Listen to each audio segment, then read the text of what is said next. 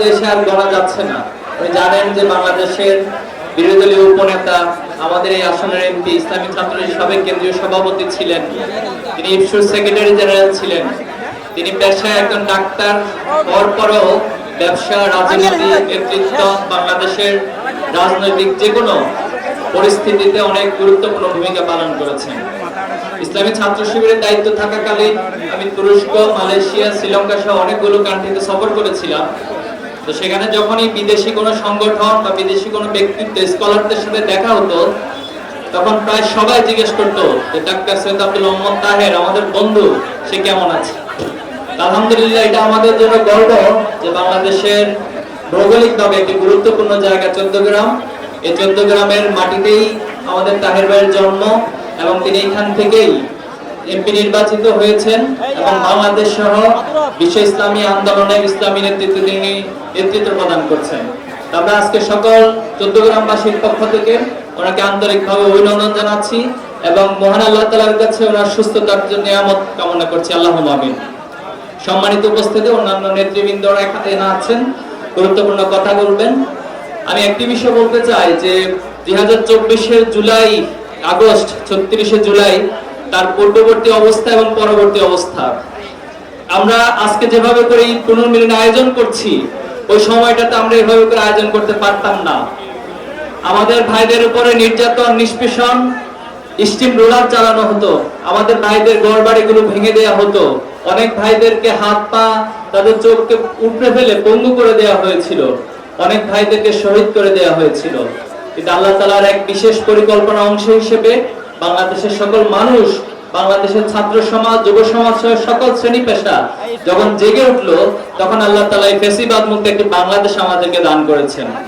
আপনারা জানেন যে একটা সময় ছিল যে একটা বিশ্ববিদ্যালয়ে প্রোডাক্টিভ রমজান সম্পর্কে একটা আলোচনা অনুষ্ঠান আয়োজন করা হবে, সেখানে আমাদের উপর হামলা করা হয়েছে। বাংলাদেশের মতো 90% মুসলমানের দেশে যখন ইফতার প্রোগ্রাম আয়োজন করা হতো কোনো বিশ্ববিদ্যালয়ের ক্যাম্পাসে, সেখানে আমাদেরকে বাধা প্রদান করা হতো। এই যে ঈদুল আজহা আমরা পালন করছি, কোন একটা ক্যাম্পাসে গরু জবাই দেওয়া হবে, এটাকে তারা নিষিদ্ধ করে সেখানে আমাদেরকে সেই কাজগুলো করতে দেওয়া হয় নাই। আল্লাহর এই নিয়ামতকে আমরা যে পেয়েছি, এই নিয়ামতের অবশ্যই শুকরিয়া আদায় করা দরকার। আমরা আমাদের অতীতের যে আমাদের সময়গুলো ছিল, যে কষ্ট সময়গুলো ছিল, যে ত্যাগ কোরবানির সময়গুলো ছিল, আমরা যেন এই ভালো সময় এসে সেই সময়গুলোকে, সেই মানুষগুলোকে, সেই শহীদদেরকে আমরা ভুলে না যাই। জুলাইয়ের যে মূল স্পিরিট ছিল সবসময় অন্যায়ের বিরুদ্ধে বলিষ্ঠ অবস্থান রাখা, সত্যের পক্ষে অবস্থান রাখা। আজকে আমরা দেখছি যে অনেকের মাঝে জুলাই পরবর্তী তাদের সেই চেতনা, সেই স্পিরিটকে তারা হারিয়ে ফেলছে।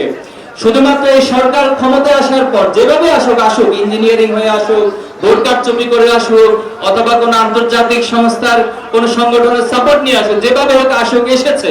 কিন্তু দুর্ভাগ্য হচ্ছে আজকে 100 দিন অতিবাহিত হওয়ার পর শুধুমাত্র পত্রিকার রিপোর্ট অনুযায়ী 249টি খুনের ঘটনা বাংলাদেশে ঘটেছে। সরকার দলীয় যারা রয়েছে তাদের নেতাকর্মীদের হাতে 100-র বেশি শুধু ধর্ষণের ঘটনা ঘটেছে। তাহলে আজকে যারা রাষ্ট্র পরিচালনা করছেন, জুলাইয়ের যে শহীদরা আমাদের ছিল, আজকে শহীদ পরিবারগুলোর কাছে যান, তাদের আকাঙ্ক্ষাগুলো দেখেন, তাদের মায়েদের, তাদের বাবাদের, তাদের পরিবারের কান্না এখনো থামে নাই। শহীদ আনাস তার চিঠির মধ্যে লিখেছিল যে আমরা চাই যে আমাদের ভবিষ্যৎ প্রজন্ম এমন একটি বাংলাদেশ পাবে যে বাংলাদেশ হবে ইনসাফের বাংলাদেশ। সেই ইনসাফের বাংলাদেশের জন্য আমি আমার জীবন দেওয়ার জন্য, শহীদ হওয়ার জন্য রাস্তায় নেমে যাচ্ছি। তাহলে আজকে সেই ইনসাফের বাংলাদেশ কোথায়?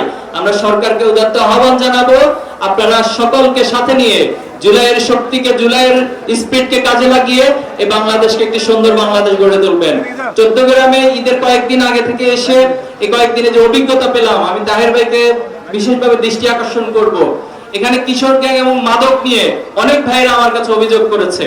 আমি আশা করব আমরা যদি সম্মিলিতভাবে আমরা এখানে সকলে সত্যের পক্ষে, ন্যায়ের পক্ষে থেকে অবশ্যই বিশ্বাস করে তাহের ভাইয়ের নেতৃত্বে বাংলাদেশের নয়, এই 14 গ্রাম থেকে, সারা বাংলাদেশ থেকে আমরা মাদক এবং কিশোর গ্যাং সকল সন্ত্রাসী কার্যক্রমে নির্মূল করতে সক্ষম হবে ইনশাআল্লাহ। আল্লাহ তাআলা আমাদের সকল নেক আমলগুলোকে কবুল করুন এবং আমাদের সকলকে আল্লাহ তাআলা সত্যের পক্ষে, ন্যায়ের পক্ষে থেকে এই বাংলাদেশকে সত্যিকার অর্থে একটা ইনসাফের বাংলাদেশ উপহার দেওয়ার তৌফিক দান করুন। আপনাদের সবাইকে অনেক ধন্যবাদ। আসসালামু আলাইকুম ওয়া রাহমাতুল্লাহি ওয়া বারাকাতুহু। ধন্যবাদ জানাচ্ছি প্রিয় সাবেক ছাত্রনেতা জাহিদুল ইসলামকে। পর্যায়ে বক্তব্য রাখবেন আজকের এই গণসংবর্ধনা ও প্রীতি সমাবেশের সম্মানিত বিশেষ অতিথি, বাংলাদেশ জামায়াত ইসলামী কুমিল্লা দক্ষিণ জেলার সংগ্রামী আমির, কেন্দ্রীয় মজলিস শুরার সম্মানিত সদস্য, কুমিল্লা বরের বিশিষ্ট আইনজীবী, চট্টগ্রামের গণমানুষের নন্দিত নেতা, জননেতা জনাব অ্যাডভোকেট মোহাম্মদ শাহজাহান। অ্যাডভোকেট মোহাম্মদ শাহজাহান ভাইকে বক্তব্য রাখার জন্য অনুরোধ করছি।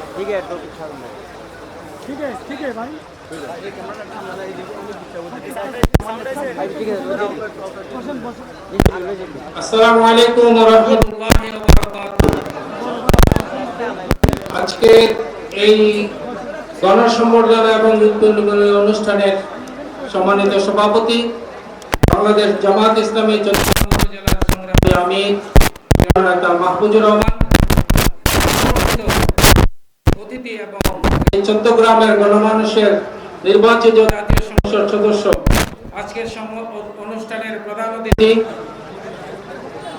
জাতীয় সংসদের বিরোধী দলের উপনেতা, আমাদের সকলের শ্রদ্ধেয় নেতা ডাক্তার সৈয়দ আব্দুল মোহাম্মদ তাহের ভাই, বাংলাদেশ জামায়াত ইসলামীর কেন্দ্রীয় অ্যাসিস্ট্যান্ট সেক্রেটারি জেনারেল চট্টগ্রামের কৃতি সন্তান জনাব আব্দুল হালিম ভাই,